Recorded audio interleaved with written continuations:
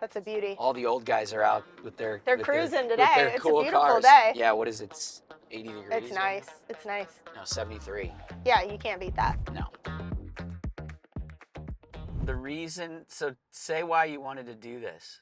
Yeah, I mean, the reason I want to do this is because number one, mix it up, get out, change the scenery.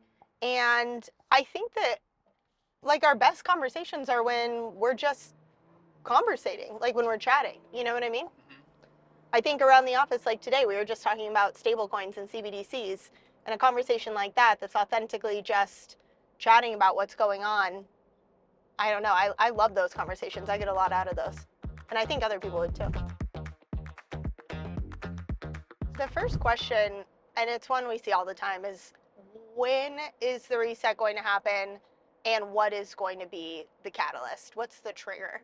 Which it always makes me laugh when I see those because I don't know, no one has a crystal ball. I think that that's kind of the thing where it's like I'd love to give a straight answer. How many people have predicted something to happen and been wrong over and over and over? I mean, how many times have people said, "Oh, this is the thing that's going to cause the collapse," and that wasn't the thing that Yeah. did it, right? Well, and I think that's something people struggle with too. Red light camera reported ahead. You got Waymo constantly telling me what's going on in front of us. Yeah, they're on to you. Sorry, I got distracted. What in a nutshell, what did you just say? What's on your mind? What's on your mind recently? What's on my, well, gold, which might sound funny, but I mean that genuinely. Gold is everywhere. And obviously, we talk about gold all the time, but what's been on my mind is gold in the mainstream media, the legacy media, in the White House, people in power. I have been shocked over the last couple of weeks by how much chit chat there is about gold, whether it's hinting at gold revaluation, everything going on with gold, shortages in London, gold moving into the US at record amounts. Now we have Elon Musk calling for an audit of Fort Knox. There's so much focus on gold right now at a much wider spread level than I'm used to seeing. And again, for me, that just makes me question, what do they know that we don't? Where are we going? What's happening? Because I think like we all can feel, again, this reset that's accelerating. And I think there's got to be a reason that all this gold is flowing into the US, that gold is suddenly, top of mind in the White House and now with Doge. And I don't know. I don't have all the answers, but that's been on my mind trying to dig in and figure out what exactly is going on right now. Everything is so interconnected, and that we see the foundation continuing to crumble in front of us, a house of cards essentially, but I don't know exactly what the one thing will be, but we can tell that things are getting shakier. Right now, it's almost like hard to keep track of them because there's so many things going on. Whether it's unrealized losses in banks or commercial real estate crisis, or obviously the biggest one of all, our national debt. I mean, I feel like that's the catalyst for a lot of the things that we're seeing, right? I know that's something that you talk about a lot too, is the papering over of 2008 and everything that's kind of happened since then. Well, and that's what I was going to say is that I feel like it's the continuous money printing and the papering over of every single problem that we have created and putting the future more and more at risk, or just continuing to kick the can down the road until either A, they have a plan to transition us to the next thing, which I think, and I think you do too, is central bank digital currencies, or that they really just don't know how it's going to turn out. So let's just keep kicking the can down the road and maybe we'll figure out an answer to this. But I'm of the more sinister mindset that I think, and you and I have talked about this before, but I think that they have a plan. They know pretty much all of the steps in order, and it's just a matter of time before, we get there, and only they know when that's going to be. Right. I mean, I often say it's like they're squeezing all the juice out right now. It's kind of how I view it. Get everything they can out of the current system before they move on to the next one. The Jenga economy, essentially it's like picturing the game of Jenga, right? That tower of bricks that's laid on top of each other. And every single brick represents a threat in the economy. So that could be, like I mentioned, could be commercial real estate, could be debt, unrealized bank losses. It could be anything. It could be geopolitical risk, right? BRICS nations moving away from the dollar. The list goes on and on. You look at consumer debt. There's so many different threats. any one of those, you pull them out one by one, by one, by one, by one, the foundation is going to get shakier and shakier, right? The tower is still standing like we look today. The system There's is just a still lot of standing, holes in it. just a lot of holes in it. And just like the game, you never know what the final piece is going to be, right? What's going to be that final piece that you pull out? And that's what people want to know. What is it? I don't know. But when it's pulled out without warning, you know? Yeah, well, it's funny because, I've been in this industry, the economics and finance since 2002. So 23 years. And then I've been in the gold and silver arena since 2008. So 17 years, almost 17 years. And we've been talking about these same things for a long time. Mm-hmm. And it's always, we've always thought, I remember my dad used to talk about a book called A Bankrupt America. I think it was written in published in 1995. And it was basically about this same thing. Like, we're headed towards bankruptcy as a country. It's gonna happen. And here we are 30 years later, and it still hasn't happened yet. And I think that's why it's so confusing for people. It's like, I can see the trajectory. I can see it's getting exponential with money printing. I mean, now we're at 90 days for every $1 trillion that we have to print. And shoot, back in 2008, I think we had just done $1 trillion in 1 year, which was like a record. Yeah. And that was during the financial crisis, right? So we can see that it's marching forward at an alarming rate. And I think that's why people want to know, like, when's it going to happen? But I think the most important thing about that is it doesn't matter when it happens. What matters is, are you prepared now for when it does, right? So, and I think people who ask that question either A, are prepared and are just waiting for it to happen because they think it's going to be some kind of salvation, or B, they aren't prepared and they're not doing what they need to do now to get there. And so they're hoping, oh, well, maybe I have 2 years, maybe I have 3 years, maybe I have 5 years. I think the most important thing to do is just get prepared now. Get your food, get your water, get everything secured for the level of threat that you think that we're going to go through, and then have your gold and silver for bartering and to be able to transition to the other side of a bankruptcy or a reset that is inevitably going to happen. And so no matter what, whenever it happens, it doesn't matter. You can stop asking the question. Yeah. People always ask, how will I actually use my gold and silver in the reset, right? Like you mentioned, get ready, get your food, get your water, get this, community, etc. All those things, gold and silver, how would you actually use it? Well, what's interesting is we at ITM Trading, I say we because it's not just me, it's a whole group of very smart people that over the years have built a strategy. Basically, I mean, it's built for a hyperinflationary reset. So hyperinflation happens, then a reset happens. It's designed to get you from the beginning of that to the end of it successfully, right? And it takes into account your goals, your objectives, your concerns, your expenses, your medical expenses, your debt. All things are considered in it. And it really is a strong plan to help you get to the other side, right? And so, how would I use my gold and silver in a reset? There's basically, I kind of dumb it down to basically two different functions. You have barterability and then you have wealth preservation. So I think of silver in terms of barterability.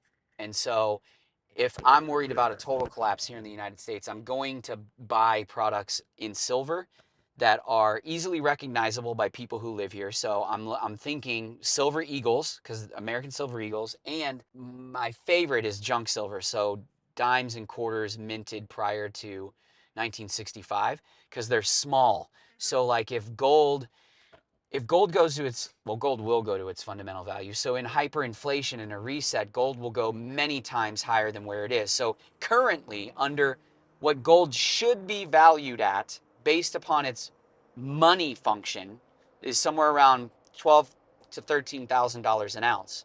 Well, if silver was to keep its same ratio, which is roughly about 80 to 1 today, I think that puts it around $200 or $300 an ounce.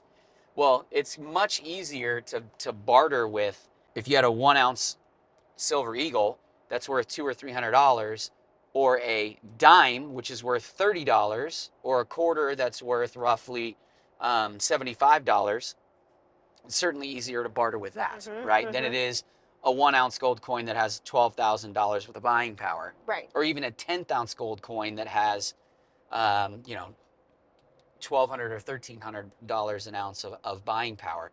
So I think of silver to barter, mostly junk silver for bartering purposes, and then I think of gold and gold as my wealth preservation tool. Carry me through the reset, get me to the other side, so I can change my gold into the next currency, and I have preserved my buying power from day one to day whatever, Yeah. 365, 720, whatever it is. I like to use pre-1933 gold coins because they've been exempted from confiscation in the past.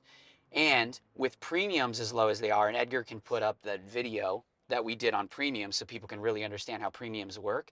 But right now, with premiums being so low, there's a premium play there where you can get a higher performance out of pre-33. So not only will gold increase in value, but you'll also get the premium jumps on the pre-33 stuff. So they have some better functionality than just bullion does. But I know you did some work on gold versus silver in a reset. You want to talk about that? Because I think that's important for people to understand, because I think a lot of people think, oh, silver will outperform gold, or there's a better upside potential when it comes to hyperinflation in a reset. And I think you found that that's not the case. Yeah, yeah. I mean, I think what's interesting is I've talked to a lot of our analysts at ITM, and I've done my own research. And what we study, of course, is resets throughout history. And I'm not just talking however long ago, recent, in different countries, looked at a bunch of them. And at the end of the day, what's interesting is if you look at how silver and gold perform, essentially against, as the fiat currency collapses, you were talking about them going back to their true value, silver really maintains its value. So it maintains its value. What you could purchase with silver before is essentially what you could purchase with silver after. And I mean, after the currency goes into hyperinflation, after the currency is basically worth nothing. And I think you actually looked at Weimar Germany, wasn't it? Yeah, yeah. I mean, it's a classic example. I think most people are really familiar with it, which is why I like to use it. You can see hyperinflation taking over just in a couple of years. Rapid, rapid hyperinflation, out of this world, where of course, people like to picture the image of paying with things with a wheelbarrow of cash, right? That's how bad things were. Everyone who held silver, again, was able to buy the exact same amount, roughly, give or take, from before to after in this 5-year period, whereas gold jumped up significantly what you could purchase with gold. And again, it's funny because people always do talk about the silver to gold ratio, and they follow each other until they don't, right? And I think ultimately you look at these situations and you kind of have to ask yourself, what are you preparing for? And that's wise words I heard from one of our analysts. They said, what are you preparing for? Because depending on what you're preparing for, your strategy is going to be different, which makes total sense. But I think, again, a lot of times we get so caught up in what's going on today that you don't look at the big picture. If you're concerned about inflation, if you're concerned about our government's unsustainable spending, if you're concerned about leading to hyperinflation and the collapse of the dollar, well, then that's what you should be preparing for, right? And it's going to be different if you're preparing for that than something else. And I know that's obviously what we think is going to be happening right now, just, not at the end of the currency life cycle. But if you're preparing for that, it's a whole different ballgame. The Weimar hyperinflation, just to illustrate the point even further, was in 1918, 1 ounce of silver could buy 5 loaves of bread. And in 1923, by the time hyperinflation had reached its peak, it could still buy 5 loaves of bread. Yes. But gold could buy 4.35 times more bread per ounce than it did in 1918, right? Yeah. Yeah. So it shows, I think it's a really good illustration. And I know we've done some videos in the past where we've illustrated how gold's outperformed silver in other hyperinflationary events as well. So silver for barter, you can maintain your purchasing power with it, but I would use gold for wealth preservation and transition during the reset. Yeah, and I think it's a good point too that you made, that it's ultimately, if you are concerned about these things happening right now, which if you're paying attention, I don't know how you couldn't be. Anyone who's probably watching this is probably feeling the same way. If you're concerned about what's going on now, there's really no reason to wait and find out or try and game the system, because ultimately, the way I look at it is the dollar is not going to be worth more than it is today, right? I mean, if you look at the last 100 years, if you look at since the Federal Reserve was created, the dollar continues to lose its purchasing power. That's only going to speed up as time goes on. But holding your wealth in dollar denominated assets is not going to get you anywhere. And the last thing you want to do is be kicking yourself thinking, I wish I had done that sooner, before. I know you always mention gold and silver as like your insurance policy. And you obviously have to have that in place before the crisis happens. Otherwise, it won't do you any good. Right. Which I think is a good way to put it. Well, and gold, so far this year, gold's outperformed almost everything. Mm-hmm. But that's not why you buy it. I mean, you bring that up. I don't buy it for investment purposes. I buy it as insurance, wealth insurance for what we Mm-hmm. ultimately know is going to happen. When we don't, but no, we do know it will. Saw on the news this morning that there was some report that Doge had went into Social Security, and one of their analysts found that they were giving money to people who are between the ages of 110 and 360 years old. I saw that too. Give me a freaking break. I saw that too. Drives me nuts. I saw that too. And I don't know. I mean, it seems like at a certain point, the spend is just for spend's sake to keep the machine running, really. I mean, what were to happen if we actually got government spending under control, right? Like, is it like you have to keep feeding the beast? Well, and guess what we could do? We could actually spend money on and helping people that actually need it in our country, responsibly, versus wasting it on On the interest on our debt. You talk about $1 trillion every 90 days being added. Something I always point out when people say, hey, people have been screaming about the debt forever, why is now different? Well, we're spending over $1 trillion annually now just to service the debt. That's unsustainable. Is that how much it is? Yes, Well, over and $1 what's trillion. taxation, like 3 to 4 trillion per year? So 25 to 33%. It's absolutely insane. And that's what I say is I'm like, as we continue to grow this, the interest it's like nothing we've ever seen before. If you look on a chart, it goes like this, straight up, straight up.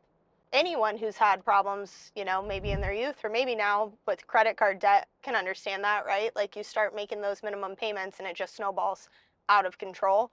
That's exactly what's going on with our government. I mean, over $1 trillion is going just to servicing the debt annually. And that number is only projected to grow. Oh yeah, for sure. Yeah, Well, it's absolutely wild. And interest rates too. I mean, that's another one. Inflation hasn't gone away. We've been sold this narrative that inflation's under control, but I think what they were trying to do was, I think they were trying to use interest rates to force employment to fall. Because then if they could force employment to fall, right?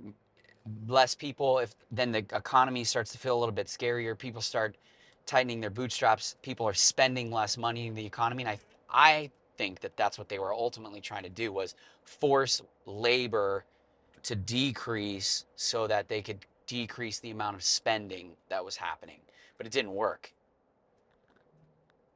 So we'll see. It's going to be interesting.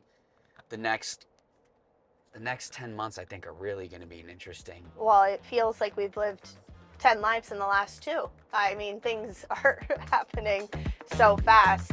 What is your favorite thing about doing the work that you do? Well, What do you love about it? it might sound cheesy. The first thing I love is obviously everyone at ITM. I say obviously, but I truly mean that. I think people get to see myself and they get to see Daniela, but we have an incredible team of people who make it happen, and they push me to be better, and I'm constantly learning. And the conversations like this that I have every day, I love. As far as creating the content and being able to spread the word, it's every time I read a comment where someone says, thank you, I didn't know that that was going on, or thank you, I just learned something new, I shared this with my mom, with my brother, with my daughter, whoever it is. I've learned so much. To me, I always say this in my videos too, education is key, right? And we're stronger together. And I think that it's not taught in schools, it's not in the legacy media, all these things that are going on. I don't blame people for not knowing. And I think people make it intentionally difficult to understand. And at the end of the day, the more of us who understand what's really going, the better it is for all of us. So I just like being able to spread the word. What's the thing you're most concerned about in the next 3 years? Really, honestly, with the work that we do, the biggest thing that concerns me, of course, is I have experience with, loved ones close to me losing everything in 2008. And I think what we're gearing up for is going to be so much worse. So I'm concerned about what's going to happen to people who aren't prepared, who aren't ready, who aren't paying attention. I think that this implosion of the everything bubble, I think them ushering in whatever this new monetary system is going to look like is going to absolutely destroy people. I'm worried about lack of control and freedom that people are going to have over their own lives. That's the biggest thing. And then another curveball component in there is technology is advancing so quickly, which is slightly unrelated but very related at the same time. On a global scale, Do you guys drink coffee? what's your biggest concern? By far, central bank digital currencies. Um, I was telling my wife, we were on a date night, and I was talking to her, because she would ask me questions like that too, and I said, I think that we will look back. God, it makes me emotional. I think we'll look back 20 or 30 years from now, and we will absolutely put our finger on central bank digital currencies and say that this was the time that humanity lost all of its control and freedom. And I have little kids.